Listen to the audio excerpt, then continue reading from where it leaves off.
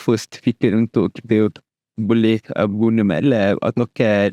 Dia ada certificate dia kalau kita cari betul-betul kat Telegram, UTM ke apa-apa kan. Kadang-kadang dia ada promo.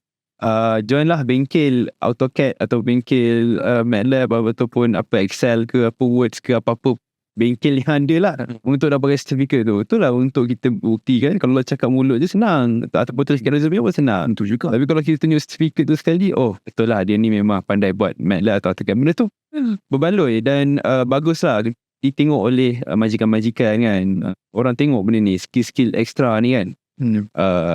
Apa beza kita dengan orang lain? Benda-benda lebih ni lah yang certificate ni.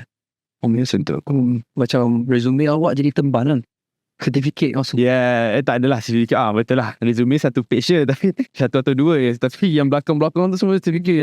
Itu lagi Overachieve. Money library lah. And certificate MATLAB. Cak.